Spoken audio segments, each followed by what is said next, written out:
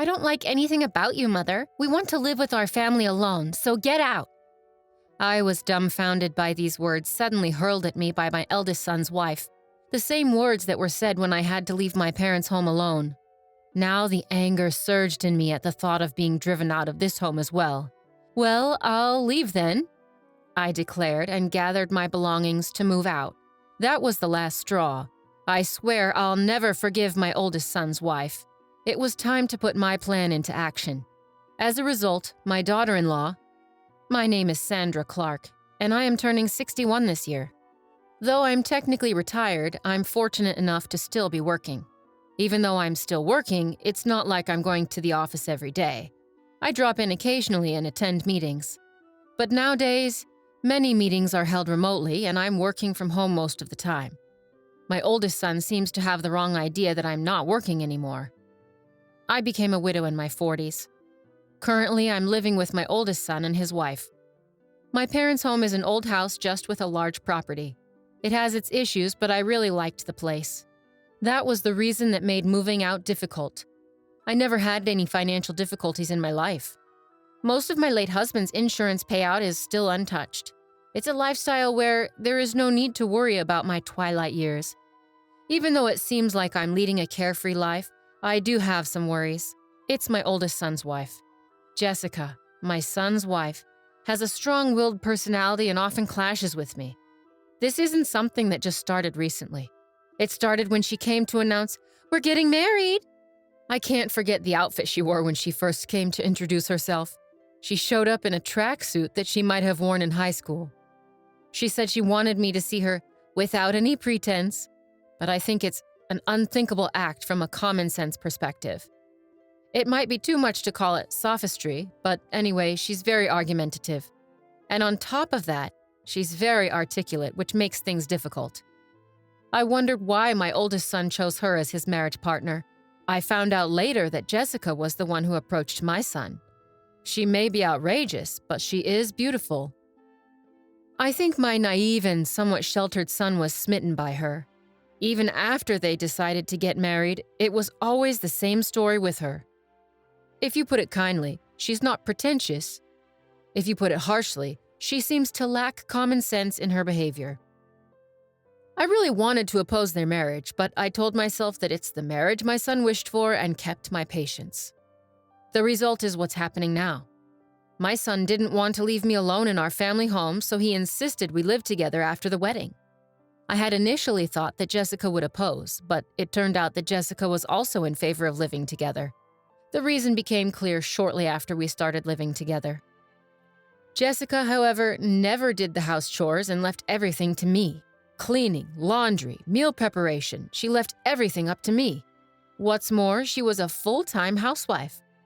She quit the company she had been working for at the time of the marriage.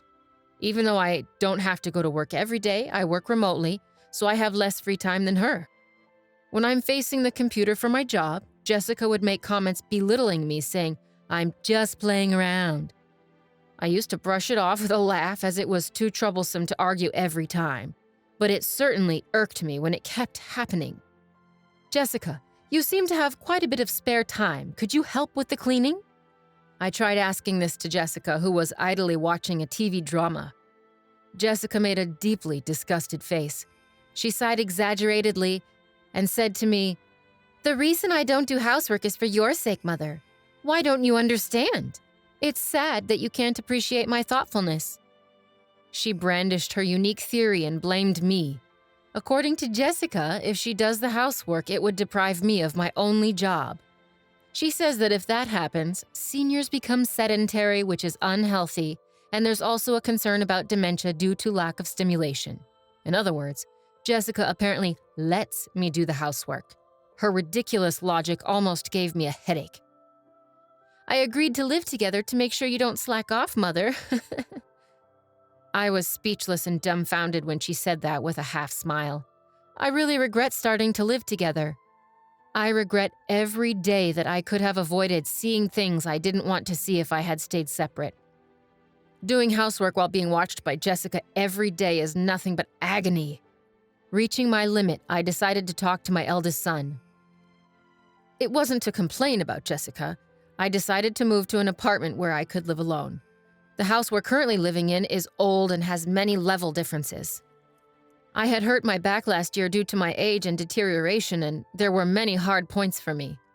I talked to my son about the difficulty of living in this house, and I moved to an apartment. I felt like I had been driven out by Jessica, but I do not regret leaving.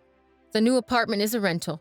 I thought it might be a bit too big for living alone, but I contracted for a room large enough for my grandchildren to stay over in the future.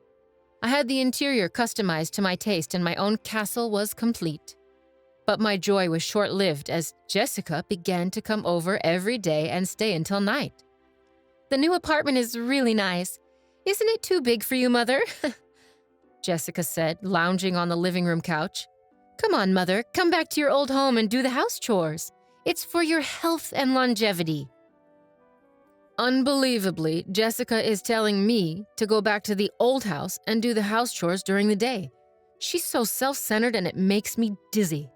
"I've already moved out of the house. You need to step up as the wife. I take care of all the house chores here and my annual checkups are always good. Jessica, there's nothing for you to worry about." Jessica turned her head away, snubbing my words. She intended to pretend she didn't hear them. She always ignored anything inconvenient. That was her usual strategy. Even after that, Jessica came over to my apartment every day. Just the other day, she said, "It's too much hassle to go back," and ended up staying the night. My parents' home and this apartment are about a 15-minute walk apart. It was my eldest son who suggested I live near my parents' home because he was worried. His concern made me a little sad to leave the house. One day, when I had been out on a rare business-related outing, I returned in the evening to a surprise. To my disbelief, Jessica had let herself into my apartment. It seemed she had used the spare key I had given to my son without telling her. Welcome back," she said, lying on the floor in front of the TV, not even bothering to get up. "Jessica, that spare key is meant to be used in emergencies, not for you to let yourself in when I'm not home." I felt uncomfortable knowing that she'd been in my apartment while I was away. I replied, and for the first time I sternly told her so. She seemed taken aback, since she was used to my normally quick-to-forget anger. She shot me an annoyed look, but I stared right back. "You really are a stingy mother-in-law. I can't stand that about you." Jessica began yelling at me. "I can't stand anything about you, even this apartment. We're a family, so you should leave." With that, she tried to usher me out the front door. It seemed she couldn't stand the thought of me living in this apartment. She was upset that they were living in the old house while I was here, saying it was unfair. "The rent for this place is being paid by James, isn't it? It wouldn't be strange for us, his family, to live here. That's what living beyond your means means." It seemed Jessica thought my son was paying the rent for the apartment. That explained why she was always showing up here. In her mind, the apartment should have been a place for her family to live. "All right, I will leave," I retorted, staring her down. I agreed to move my belongings out within 3 days. Jessica seemed skeptical, demanding I call a moving company in front of her. I immediately called a moving service from my smartphone and scheduled them to come in 2 days. As she left, satisfied, I watched her retreating figure and started formulating a plan. I moved out as promised. My new home was an apartment specifically for seniors. I decided to try it out for 2 weeks. I handed over the keys and lease documents to Jessica, asking for a change in the contract through the real estate agent to the landlord. As I've known the landlord for a long time, they were flexible and accommodating, which was a relief. My eldest son was furious with Jessica for kicking me out. He seems to be contemplating divorce, but Jessica doesn't seem to care. On the contrary, she appears to have started living alone in my apartment, declaring, "Well, then let's live separately." I can only marvel at how brazen she is. However, in 5 days, Jessica will come to know the truth. While I was working remotely, my phone began ringing repeatedly. The caller was Jessica. I had been anticipating this, so I had a recorder ready to record the conversation. I pressed the record button on the recorder and then answered the call. "Excuse me, Mother. What's the deal with the rent for this apartment? Why do I have to pay it? This isn't right." As soon as I picked up the phone, Jessica started ranting. I could tell that she was flustered. Oh, but Jessica, aren't you the current leaseholder? It's only right that you should pay. Is there a problem? I deliberately spoke in a calm and leisurely tone to irritate Jessica. The flustered Jessica seemed to become even more agitated. But didn't James used to pay the rent here? We're not even divorced yet, so shouldn't James pay it? When Jessica told my eldest son about the rent issue, he told her that I knew the truth and that she should call me. In reality, there was never a time when my eldest son paid the rent. In fact, I had been financially assisting him. After retiring from my job, I stayed on at the company as a consultant. In addition to that, I have been working as an advisor in the industry, providing advice when requested and earning a decent salary. With my proven track record, I earned far more than my eldest son. I had been secretly helping my son as he was struggling due to Jessica's extravagant spending habits. So, it's a misunderstanding on your part, Jessica. Originally, I was the one paying the rent for that place. I didn't make James pay a dime. Jessica, who had been hoping to enjoy living separately in the new apartment, seemed shocked and taken aback. Jessica only said what she wanted to say before hanging up the phone. I immediately contacted my eldest son and let him listen to the recorded conversation. I've been putting up with it for a while too, but I'm at my limit. You feel the same, right? I'm aware that my son is worn out from repaying the debts that Jessica has accumulated. No matter how grown up my son may be, as a parent, I can't help but lend a hand. Even if people say I'm too soft, I believe it's natural as a parent. My son replied in a small voice, I'll divorce her. I'm tired too. Well, follow my instructions then. I told my son my plan and gave him instructions. I first asked him to take paid leave for about 3 days from today. I directed him to discreetly move out his important belongings without letting Jessica know. We don't want her noticing any large trucks as she might be hanging around nearby. I had told him to gradually move things out during the night. The location where the important belongings were moved was somewhere Jessica was unaware of. It was a single-family home that I had searched for as a final dwelling. In this way, the plan progressed secretly. Then 3 days later, there was another call from Jessica. She was much more flustered than the other day. What? What are you so flustered about? Just like the other day, I dealt with her in a deliberately relaxed tone. Jessica was overly anxious, almost in a state of panic. Mother, our house is up for sale and I got a call from my parents saying that my belongings have arrived at their house. What does that mean? Apparently, my eldest son had moved according to my instructions. He had sent Jessica's belongings to her parents' house and put up the house she lived in for sale, leaving it empty. The landlord told me that if I can't pay the rent, I should leave. I thought I should consult with James, and when I got home, there were chains and a padlock on the gate, and I couldn't get in. There's even a for sale sign up.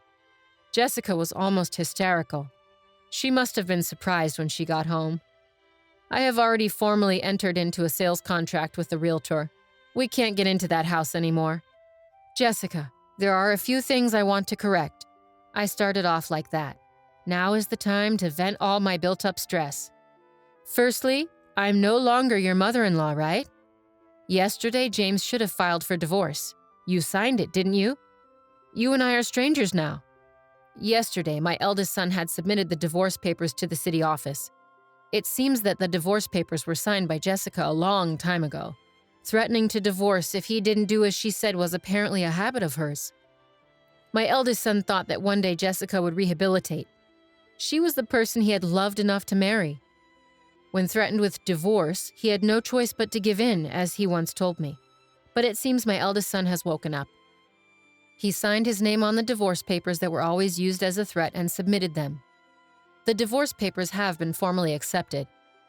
You always said to James that you could divorce any time. Aren't you satisfied now that things have gone your way, Jessica? On the other side of the phone, I sensed Jessica holding her breath. She wanted to retort but couldn't find the words. She must be feeling frustrated. Besides, I'm worried about you. After divorce, you can't continue to live in that apartment without working, can you? And moving costs money too. It's tough. How did you even manage to pay this amount? I can't believe it. Jessica didn't hide her anger anymore. She yelled at me and continued to curse me. She said she married my son because my late husband left an inheritance. However, I manage all of the inheritance and she cannot move a penny of it. She screamed that nothing was going well despite marrying for the sake of repaying debts. Of course, I let my son listen to this conversation as well. If it came to a divorce settlement, the recording is what I was planning to submit as evidence. I thought it was the end, so I patiently waited for Jessica to finish her tantrum. I think she ranted for about 15 minutes with ease. "I'm sorry, I've been disowned by my family. I have nowhere to return. Please help me." In the end, she started begging me for help, crying. She had caused her parents much trouble due to her spending and borrowing habits, and they disowned her, she said. Come to think of it, I remember feeling something off at the wedding. It clicked for me. That was what felt odd. Jessica with nowhere to go, nowhere to return. I felt a bit sorry for her, but I decided to view it as a consequence of her actions. Apologizing now won't do much. We're strangers now. There's nothing more to discuss. Good luck with your life from here on. I ended the call with Jessica after saying that. I felt a sense of relief. After our call, Jessica apparently caused a ruckus at my eldest son's workplace. My son told me the situation escalated to the point of calling the police when he got home from work. Jessica, who had been squatting at the apartment without paying rent, had her keys changed by the landlord while she was out. Apparently, she can't even get into her apartment now. She probably tried to reach out to me or my son, but we had canceled our cell phones and switched to new ones. We changed our numbers, too. I can only imagine the despair she felt upon finding she can't get through, no matter how many times she tries. We didn't tell her our new address either, so she can't contact us. After causing a scene at my son's company, she was issued a restraining order. With no other options, she seemed to have turned to her disowned family. When she returned home, she was met with a shocking scene. The luggage I had sent to her family home was left out in the rain in the backyard. She reportedly wasn't even allowed to step foot inside the house. The rent she had not paid for the apartment had been billed to her parents, probably adding fuel to their anger. I heard rumors that she is currently staying in an apartment rented by an organization that supports homeless people. Without the ability to spend as before, she seemed stressed. When I passed her on the street, I was stunned at how much her hair had turned white and how dry her skin looked. She had changed so much, I hardly recognized her at first. It made me realize just how much a change in living conditions can affect a person. I started a new life in the house I purchased with my late husband's inheritance.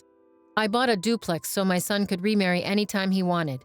For now, my son joins me for dinner, but otherwise he takes care of his own things. I've come to think that this is just the right amount of distance. The money from the sale of my parents' home is saved for future needs. I plan to use it for my son and his future wife when they marry. Of course, I also need to keep some for any future grandchildren.